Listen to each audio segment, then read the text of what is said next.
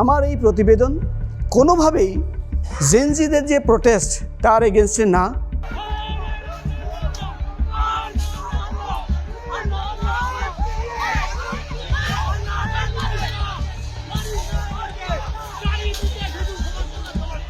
কিন্তু গতকাল কলকাতার রাজপথে যেটা হলো দেখতে পাচ্ছেন, তারপর থেকে কিন্তু একাধিক প্রশ্ন মনের মধ্যে উঠছে।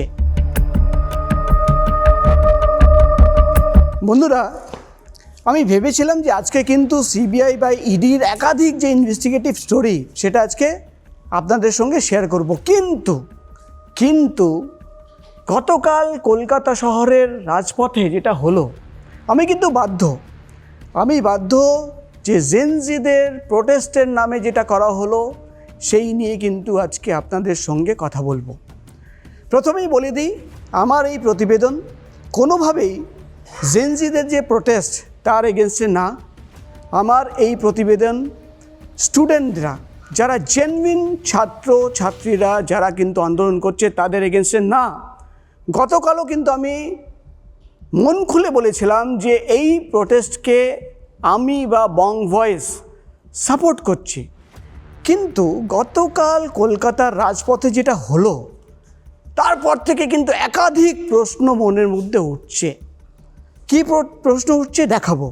আজকে আমাদের টপিক হচ্ছে ককরোচদের আন্দোলন হাইজ্যাকের পথে। তাহলে কি এই আন্দোলনকে হাইজ্যাক করা হচ্ছে? এটা নিয়েই কিন্তু আজকে প্রকাশ বলছির প্রোগ্রাম। আপনাদের সঙ্গে আমি রয়েছি প্রকাশ সেনা। কেন এই কথা বলছি, কয়েকটা ছবি দেখাবো বন্ধুরা। প্রথমেই দেখিয়ে দিই, 21 জুলাইয়ের শহীদ দিবসের মঞ্চ থেকে মমতা বন্দ্যোপাধ্যায় তিনি কিন্তু ঘোষণা করেছিলেন যে তিনি কিন্তু দিল্লিতে যাবেন জান্তার মান্তারে, যেখানে কিন্তু সিজেপি ককরোচদের প্রোটেস্ট চলছে। এবং সেদিন থেকে একটা জল্পনা তৈরি হয়েছিল, তাহলে কি তৃণমূল কংগ্রেস মমতাপন্থী যারা তারা কি এই প্রোটেস্টকে সাপোর্ট করছে? এটা তাদের ব্যক্তিগত ব্যাপার। কিন্তু গতকাল রাজপথে কি হলো দেখাবো। ছবি দেখুন, এই সাংবাদিক, একজন জার্নালিস্ট, রিক নাম, বহু বছর ধরে জার্নালিজমে রয়েছে। তার হাত থেকে আমরা যে জায়গায় ব্লার করেছি, রক্ত ছিল বলে ব্লার করে দিয়েছি। পরপর ছবি দেখুন, হাতেও কিন্তু আঘাত পেয়েছে, সেখান থেকেও কিন্তু রক্ত বেরোচ্ছিল, ব্লার করা আছে। রিকের নাক মেরে ফাটিয়ে দেওয়া হয়েছে, নাক থেকেও কিন্তু রক্ত বেরোচ্ছিল। এর পরের ছবিটাই দেখছেন, সুমন, বহু বছর ধরে TV9-এর জার্নালিস্ট, সে কিন্তু হাসপাতালে ভর্তি রয়েছে এবং সেখানে কিন্তু তার ট্রিটমেন্ট চলছে। পরের ছবি, আরেকজন সাংবাদিক পায়ে চোট পেয়েছেন। এরপরের ছবি আপনি দেখতে পাচ্ছেন, এই ছবি পরিষ্কার করে দিচ্ছে। এই ছবি আপনি দেখছেন, গতকাল কলকাতার রাজপথে যখন এই জেনজিদের প্রোটেস্ট হচ্ছিল, সেখানে কিন্তু চারিদিকে আইসা, PPSU, SFI, AIDSO, অর্থাৎ পুরো প্রোটেস্টের যে একাধিক আমরা ব্যানার, পোস্টার এবং যে পতাকা দেখতে পাচ্ছি, সেখানে কিন্তু আমরা দেখতে পাচ্ছি একাধিক, 1, 2, 3, 4, 5, 9 একাধিক যারা পলিটিক্যাল স্টুডেন্ট উইং, অর্থাৎ যারা রাজনৈতিক দল তাদের যে স্টুডেন্ট উইং, তারা কিন্তু এই র্যালিতে ছিল। সেখানেও কিন্তু কোনো অপরাধ নয়, স্টুডেন্ট উইং যেতেই পারে। পলিটিক্যাল র্যালি আলাদা, কিন্তু তারা বাইরে থেকে সমর্থন দিতেই পারে, নিশ্চয়ই দিতে পারে। কিন্তু সেই র্যালিতে কি হলো? সেই র্যালিতে আমি আরও ছবি দেখাবো আপনাদের। শিলাদিত্য, বহু বছর ধরে শিলাদিত্যর সঙ্গে আমি একই চ্যানেলে কাজ করেছি। যেভাবে তাকে মাটিতে ফেলে কালকে পেটানো হয়েছে, হামলা হয়েছে, আমরা দেখতে পাচ্ছি। একজন মহিলা সাংবাদিক, তাকে কিভাবে মারা হচ্ছে, পেছন থেকে হ্যাকেল করা হচ্ছে। আমরা দেখতে পাচ্ছি ইন্দ্র আস্তাকের, তাকেও হ্যাকেল করা হচ্ছে। মানে একাধিক সাংবাদিকদের এইভাবেই কিন্তু আপনারা দেখতে পাচ্ছি। শিলাদিত্য, সে কিন্তু হাসপাতালে ভর্তি, এবং গতকাল রাতে আমরা দেখলাম মুখ্যমন্ত্রী শুভেন্দু অধিকারী তিনি কিন্তু হাসপাতালে পৌঁছে গেছিলেন এবং তিনি পরিষ্কারভাবে জানিয়েছেন যে কাউকে কিন্তু ছাড়া যাবে না। কিন্তু যে কথা বলছিলাম, জেনজিদের এই যে আন্দোলন, সত্যি সত্যি কি জেনজিদের আন্দোলন থাকলো? কেন বলছি? গতকাল আমরা দেখলাম যে কলকাতার রাজপথে শুধুমাত্র এই পলিটিক্যাল পার্টির সংগঠনের নেতা নেত্রীরা নয়, ছাত্রবিঙ্গের নেতারা নয়, সেখানে ছাত্রদের নামে এমন কিছু লোক আমাদের চোখে পড়লো যারা কোনোভাবেই কিন্তু ছাত্র হতে পারে না। কারোর বয়স 30, কারোর বয়স 35, 40 বছর বয়স, এবং তাদের যে অ্যাক্টিভিটি, সেই অ্যাক্টিভিটি দেখার পর কিন্তু বারবার মনের মধ্যে প্রশ্ন আসছে, এটা কি জেনজিদের আন্দোলন ছিল? আমার নিজের মেয়ে কিন্তু জেনজি, তার এই কজ, তার এটাকে কিন্তু আমরা সাপোর্ট করব, সবসময় সমর্থন করি। কিন্তু যেটা হলো কলকাতার রাজপথে, এটাকে কিভাবে সমর্থন করা যায়? কোনোভাবে কিন্তু সমর্থন করা যাবে না। সাংবাদিকদের মারা হবে, পুলিশকে হ্যাকেল করা হবে। আমি কয়েকটা ভিডিও দেখাবো। বন্ধুরা দেখুন, এখানে একটা ভিডিও স্ক্রিনে দেখাচ্ছি। গতকাল এই ভিডিও দেখুন, পুলিশের, এটা কি আন্দোলন হচ্ছে? পুলিশের একটা গার্ডরেল, তার উপরে বসে কিন্তু যারা বিক্ষোভকারী তারা কিন্তু মজা করছে। আমি কয়েকটা আরও ভিডিও দেখাবো, এটা দেখাবো। আপনারা জানি যে তিনি একটা ভিডিও পোস্ট করেছেন অভিজিৎ তির্কে, যে তার টাইফয়েড হচ্ছে এবং আন্দোলন চালিয়ে নিয়ে যেতে তিনি বলছেন। আরও কিছু ছবি দেখুন, কলকাতার রাজপথে পাথর ছোড়া হচ্ছে, যেভাবে পুলিশকে লক্ষ্য করে পাথর, বোতল, ইট, জুতো, চটি, মানে এটা কি আন্দোলনের রূপ হতে পারে? এই আন্দোলনকে কি আমরা সমর্থন করতে পারি? এটা কি জেনজির আন্দোলন? আপনি দেখছেন একজনের মাথা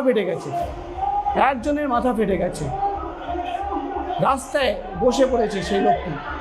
দেখুন কিভাবে শিলাদিত্য একজন নামকরা সাংবাদিক, অ্যাঙ্কার, তাকে কিভাবে মারা হচ্ছে, এবং আমরা বিপ করতে বাধ্য হচ্ছি, তাকে থাপ্পড় মারা হচ্ছে, তাকে গালাগাল দেওয়া হচ্ছে। মহিলা সাংবাদিককেও কিন্তু ছাড়া হয়নি, এবং যারা করছে পুরোটাই কিন্তু, দেখুন আর একবার ছবি দেখাবো। এই মঞ্চের সামনে একজন মহিলা সাংবাদিক দাঁড়িয়ে রয়েছেন এবং তাকে ঘিরে কিন্তু বিক্ষোভ দেখানো হচ্ছে। কেন ভালো করে দেখুন, এইভাবে বিক্ষোভ দেখানো হচ্ছে। এটা কি মেনে নিতে হবে? একজন হাতে বক্স নিয়ে, এইভাবে মুখে মাস্ক নিয়ে ডান্স করুন, কিন্তু এটাই কি আন্দোলনের রূপ? এটা কি মেনে নিতে হবে? আমরা বারবার বলছি, জেনজিদের যে আন্দোলন, তাকে কিন্তু সমর্থন করব, আমরা করি। নিশ্চয়ই নিট পেপার যে লিক হয়েছে, দোষীদের শাস্তি দিতে হবে। জেনজিদের যে আন্দোলন, সিজেপির যে আন্দোলন, যে শিক্ষামন্ত্রী তাকে পদত্যাগ করতে হবে, সেটা ঠিক আছে, লিগ্যাল ডিমান্ড। কিন্তু যেটা কলকাতার রাজপথে হলো, সেটা কি মেনে নিতে হবে?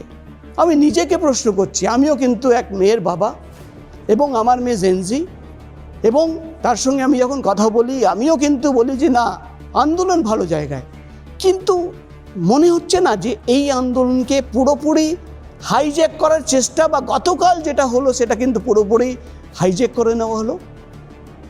শুভেন্দু অধিকারী তিনি পরিষ্কারভাবে গতকাল রাতে যখন SSKM হাসপাতালে গিয়েছিলেন, তিনি জানিয়ে দিয়েছেন যে প্রত্যেককে শাস্তি দেওয়া হবে, অর্থাৎ কাউকে ছাড়া হবে না।